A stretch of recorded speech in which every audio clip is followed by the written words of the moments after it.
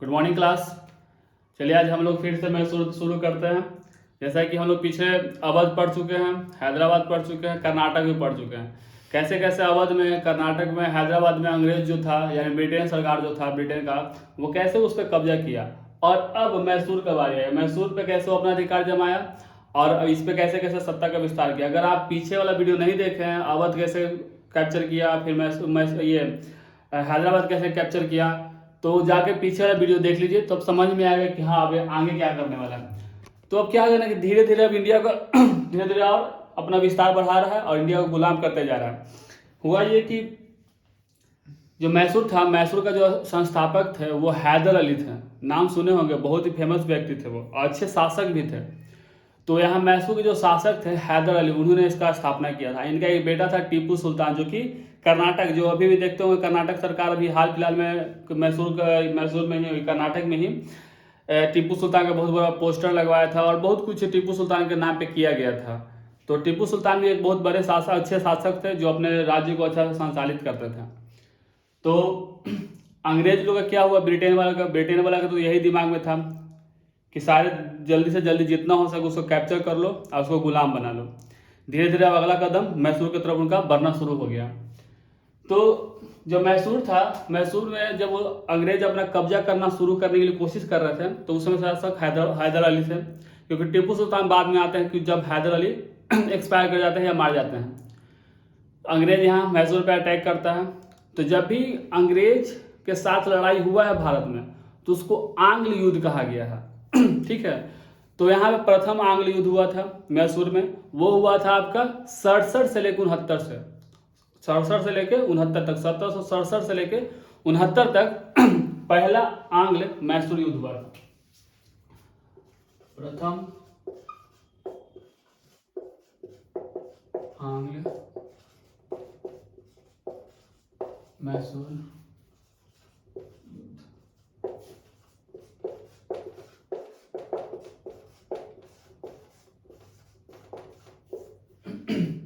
ठीक है। इसमें हुआ ये ना कि अंग्रेज, जो भी अंग्रेज के जो यहाँ पे अपना सत्ता विस्तार करने में लगे हुए थे, जो भी वहाँ पे गवर्नर या जनरल कह सकते हैं, तो वो यहाँ पे जब युद्ध करने आए तो हैदर अली के पास उनका बहुत अच्छा सैनिक था। मतलब उनके पास सेनापति सैनिक बहुत बड़े मात्रा में थे और युद्ध का टेक्निक भी उनको बहुत अच्छा पता था। तो जब अंग्रेज इन पे अटैक किया या मैसूर में जब वो अटैक किया, तो हैदर अली इस युद्ध में उन्हें इस तरह से पराजित किए कि वो लगभग 10 से 12 साल तक वापस मैसूर में कदम नहीं रखा था। हुआ ये कि जब ये मैसूर युद्ध हुआ, पहला प्रथम मैसूर युद्ध जब हुआ, तो हैदर अली ने अंग्रेजों को बुरी तरह से पराजित कर दिया। जब पराजित कर दिया, जब उनको हरा दिया, तब बाद में बोला हूँ जितने भी युद्ध हुए हैं उस सारे युद्ध में क्या होता है, एक संधि होता है उस युद्ध को रोकने के लिए। तो इसमें भी संधि हुआ और जो पहला संधि, मतलब जो प्रथम आंग्ल मैसूर युद्ध हुआ, ये जो संधि हुआ ये मद्रास के संधि से खत्म किया गया। कौन सा संधि? मद्रास।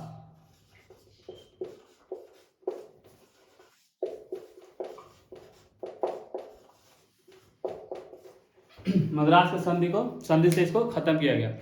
इस संधि में जो हैदर अली थे, क्योंकि वो जीत चुके थे, तो वो अपना टर्म एंड कंडीशन अप्लाई किया, यानी कि कर बढ़ा दिए अंग्रेजों से कर लेना। जैसे कि जो यहाँ पे व्यापारी करने आए थे ना, तो उनके जब क्षेत्र में व्यापार होगा या उनके क्षेत्र से जो भी आवागमन होगा, तो उसमें वो अपना टैक्स लगाते थे।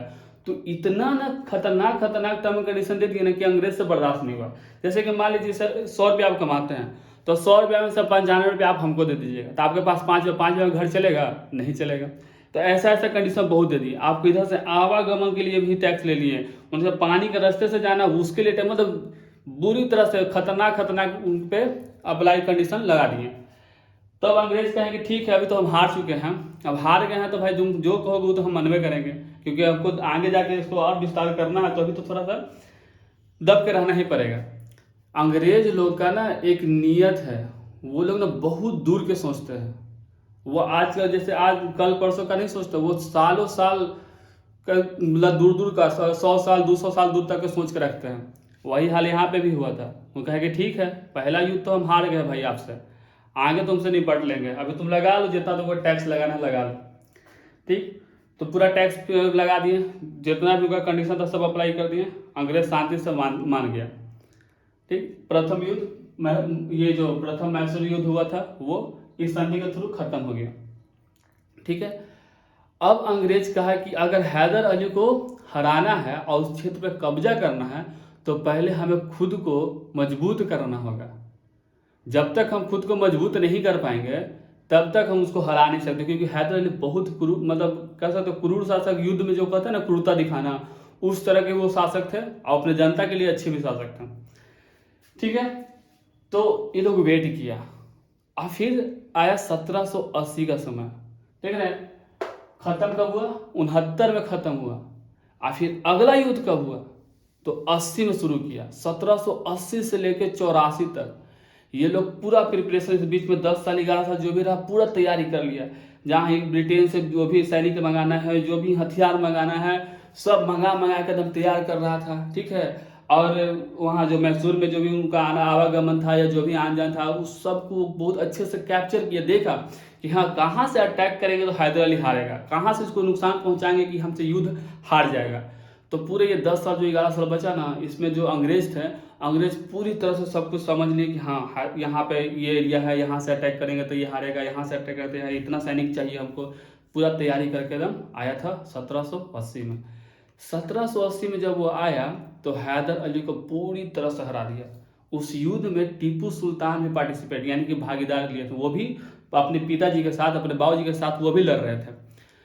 तो 1780 से 84 जो युद्ध चला, जो द्वितीय आंग्ल मैसूर युद्ध कहलाया, उसमें हैदर अली को हरा दिया गया। अब जब हैदर अली हार गया यानी कि मैसूर के शासक जब हार गए, अब आया अंग्रेज का बारी। अब अंग्रेज क्या किया, वो अपना टर्म एंड कंडीशन अप्लाई, वो जितना हार्ड हैदर अली लगाया था उससे दुगना हार्ड ये लगा दिया कि नहीं भाई ऐसे ऐसे करना है आपको। जैसे अभी एग्जाम्पल दी ना 100 में से 95 तक, कहते थे कि 100 में से हम 99 लेंगे, तुमको बस 1 रुपया देंगे, अब तुमको जैसे जिंदगी जीना है तुम जियो।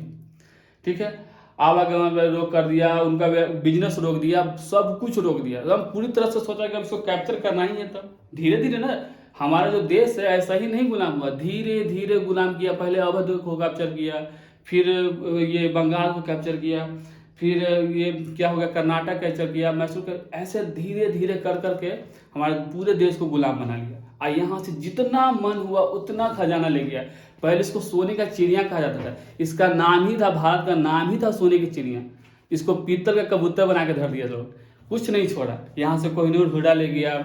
यहाँ भारत में उस समय कपास का बहुत अच्छा खेती होता था, यहाँ से उठा के ब्रिटेन भेजता था। ब्रिटेन में एक मैनचेस्टर नाम का जगह है, वहाँ पे उनका कल कारखाना यानी कि जो भी फैक्ट्री था कपड़ा बनाने का, स्टाइलिश कपड़ा बनाने का, वो सब वहाँ पे यहाँ से कपास भेज देता था।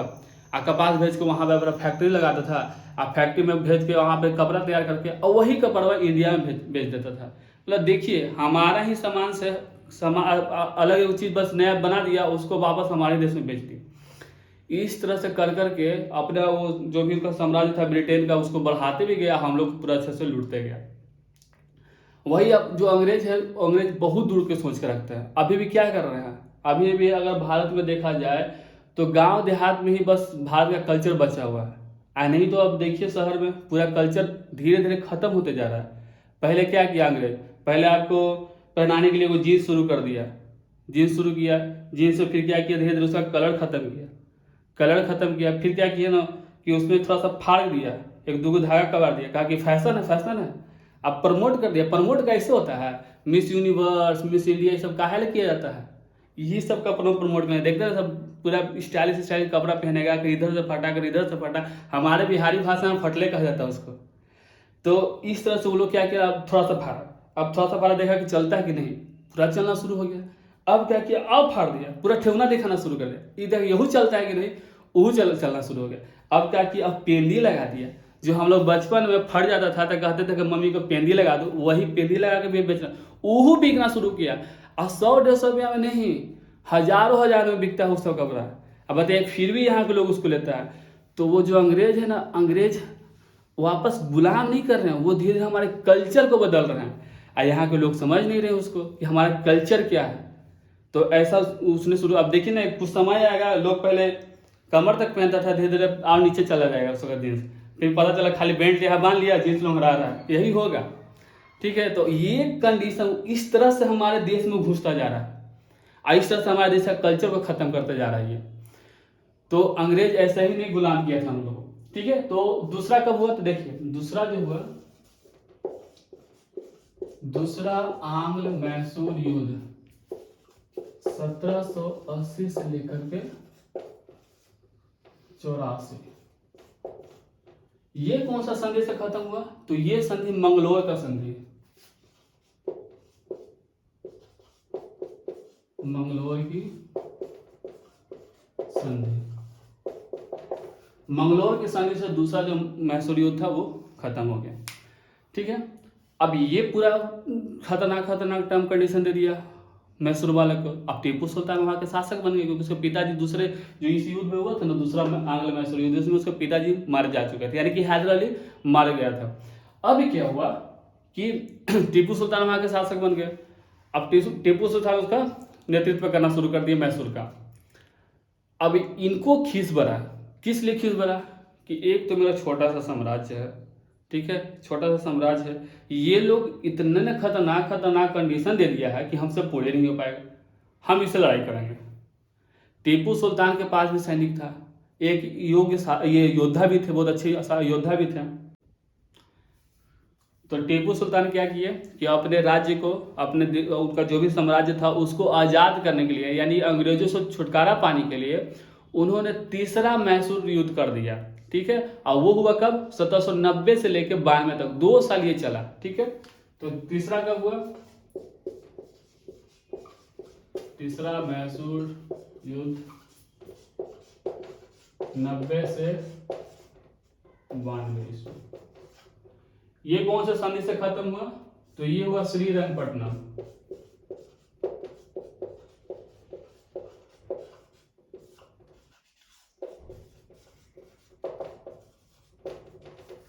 श्रीरंगपट्टनम की संधि से इसको खत्म कर दिया गया।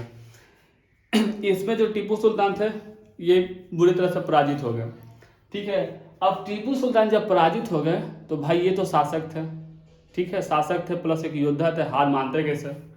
संधि से तो भाई खत्म हो गया कि भाई संधि कर दिए, अब तुमको ये कंडीशन दे दिए, लड़ाई खत्म किया जाए, हो गया।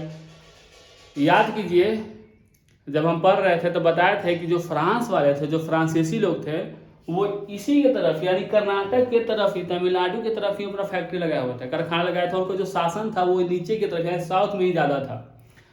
अब जो टीपू सुल्तान थे, टीपू सुल्तान फ्रांस का एक जैकोबियन क्लब है उसको ज्वाइन कर ली। अभी जैकोबियन क्लब क्या है, तो जैकोबियन क्लब गर्म दल का, मतलब उसमें गर्म दल के जो भी लोग थे या सिपाही थे वो एक क्लब बना हुआ था। जैसे कैसे भारत में नरम दल और गरम दल थे, नरम दल में हमारे बापूजी थे और गरम दल में भगत सिंह थे, तो उसी तरह वहाँ फ्रांसीसी में भी था, उनके भी एक क्लब था जिसका नाम था जैकोबियन, जिसमें गर्म दल के लोग थे। ठीक है, तो Tipu Sultan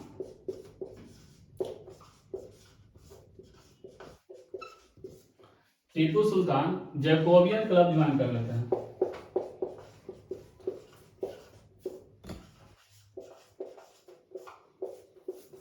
Jacobian club join कर लेते हैं। ठीक है, कहें कि हम ज्वाइन कर लेंगे, ठीक, और यहाँ से सिपाही उठाएंगे, हम मारेंगे अंग्रेजों को, यही सोच के ज्वाइन किए थे।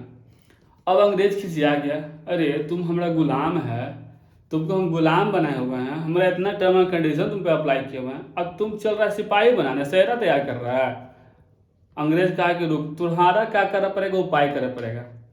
तो 1799 का समय आया और 1799 में एक बार छोटा सा युद्ध हुआ जिसको कोई नाम नहीं दिया गया, क्योंकि उसमें टीपू सुल्तान मार दिए गए। ये जैकोबियन क्लब ज्वाइन किए थे। अब पता है कर्नाटक जब युद्ध हुआ था तो ब्रिटेन वाले और फ्रांसीसी वाले एकदम दोनों कट्टर दुश्मन, एक दूसरे को देखना नहीं चाहता था। वैसे भी भारत में लूटने ही सब आए थे, तो जो दो लुटेरा होता है ना, दूसरा लुटेरा को नहीं देखना चाहता है, वही हाल है फ्रांसीसी लोग को, वो देखना नहीं चाहता था। और यहाँ इस समय तक ब्रिटेन वाले यानी कि जो अंग्रेज थे, ईस्ट इंडिया कंपनी था, वो बहुत ही पावरफुल में आ चुका था। मतलब वहाँ से ब्रिटेन से भी महारानी जो थी या वहाँ के जो भी शासक वो फुल पावर दिए हुए थे, और इनका जो कंपनी था छोटा मोटा तो कंपनी था नहीं, तो ये तब तक अपना सत्ता विस्तार करने का लायक हो चुके थे, किसी को हराने का लायक हो चुके थे, और वैसे ही फ्रांसीसी को तो हरा ही चुके थे। तो टीपू सुल्तान ऐसा ऐसा काम कर रहे थे, जैकोबियन क्लब ज्वाइन कर लिए थे इस खीस में 1799 कब 1799 ईस्वी में टीपू सुल्तान का मृत्यु हो जाता है। ठीक है, टीपू सुल्तान एक अच्छे शासक थे। ये ना एक कहावत कहते थे, यानी कि इनका एक प्रसिद्ध डायलॉग है कि 100 दिन गीदड़ की जिंदगी जीने से अच्छा एक दिन शेर की जिंदगी जी के मर जा। यही कह के अपने युद्ध में लड़ते थे, अपने सिपाही को मोटिवेट करते थे। तो ये 1799 में इनका मृत्यु हो गया। ये एक अंगूठी पहनते थे, अंगूठी पे ना राम लिखा, यानी कि इससे पता चलता है कि वो हिंदुओं के प्रति भी एक अच्छा नेतृत्व रखते थे, यानी कि अच्छा नजरिया रखते थे। तो इतना ही था मैसूर के युद्ध में। मैसूर युद्ध कब कब हुआ, कैसे कैसे हुआ, कैसे खत्म हुआ। हाँ, एक चीज़ और दिमाग में रखिएगा, जब ये मैसूर का स्थापना हैदर अली ने किया था, उस समय मैसूर का राजधानी जो था श्रीरंगपट्टनम था। ठीक है, श्रीरंगपट्टनम उस समय इसकी राजधानी था। तो ये क्वेश्चन पूछा जा चुका है कि जब ये मैसूर की राजधानी उस समय क्या था, तो याद रखिएगा श्रीरंगपट्टनम। ये सब जो छोटे छोटे पॉइंट है, इसी से क्वेश्चन निकलता है। आप लोग जो हिस्ट्री पढ़ते हैं, हिस्ट्री में लगता है कि पूरा खो जाते हैं, तो उस तरह से नहीं पढ़ना। जो पॉइंट जहाँ से एग्जाम में क्वेश्चन पूछता है, बस उतना ही कवर कीजिए, उतना कवर हो जाएगा, आपका एग्जाम पकड़ा जाएगा। अगर आप एसएसटी का यानी जो भी जीके जीएस का क्वेश्चन पकड़ते हैं, पोर्शन देखते हैं, तो उसमें से 25 में से तो इतना मैं गारंटी ले ही सकता हूँ कि 20 से 22 क्वेश्चन आप सही कर दीजिएगा, अगर टू द पॉइंट पढ़िएगा। अब फालतू में पढ़िए कि हाँ जो टीपू सुल्तान थे, टीपू सुल्तान के अंगूठे में राम था, राम लिखा हुआ था, तो ये सब तो बस मैं आपको जानकारी दे रहा हूँ, लेकिन इसको दिमाग में न रखना। याद है तो ठीक है, और नहीं याद तो ये ठीक है, क्योंकि ये सब एग्जाम में नहीं पूछता था कि टीपू सुल्तान के अंगूठे में क्या लिखा हुआ था। ठीक है, तो ये तो बस मैं उनके हिंदुओं के प्रति भी अच्छा नेतृत्व था या नजरिया था जो कहते हैं, इसलिए मैं आपको बता रहा हूँ। तो ये एक अच्छे शासक थे। मैसूर का इस तरह से स्थापना हुआ और इस तरह से उसका ये गुलाम ही बना। तो अब जो अंग्रेज हैं, मैसूर भी कैप्चर कर लिए, हैदराबाद भी कैप्चर कर लिए, अवध भी कैप्चर कर लिए, कर्नाटक भी कैप्चर कर लिए। कर्नाटक जो देख रहे हैं ना, वो कर्नाटक थोड़ा सा नीचे दिखेगा ना, मैसूर है कर्नाटक के राज्य में है। तो इतना तो कैप्चर कर लिया। अब आएगा बारी पंजाब का। पंजाब में हमारे महाराणा रंजीत सिंह, उनके बारे में देखेंगे कि महाराणा रंजीत सिंह को कैसे लोगों ने हराया और कैसे पंजाब पर अधिकार किया। और ये उसके बाद फिर पंजाब के बाद फिर आगे जो भी राज्य बचता है उसके बारे में देखेंगे। तो आज हमारे वीडियो में इतना ही है। और जो भी अगर पीछे वाला आप क्लास नहीं देखे हैं तो ज़रूर जाके देखिए, तभी आपको समझ में आएगा कि हाँ कैसे कैसे लोग कैप्चर करना शुरू किया था और कैसे हमारे देश को गुलाम बनाए और किस तरह से फिर यहाँ से अपना सब कुछ खजाना जो भी कर सकते हैं या जो भी जरूरत है तो वहाँ से लेके अपने रिटेल ले गए। आज देखिए एक समय आ चुका है, आज तो 22 मार्च, आज बिहार दिवस भी है, तो उसका शुभकामनाएं आप लोगों को। लेकिन एक समय आया आज कि ब्रिटेन से, लंदन से जो जीडीपी, लंदन का जो जीडीपी है उससे आगे हमारे देश का जीडीपी बढ़ चुका है।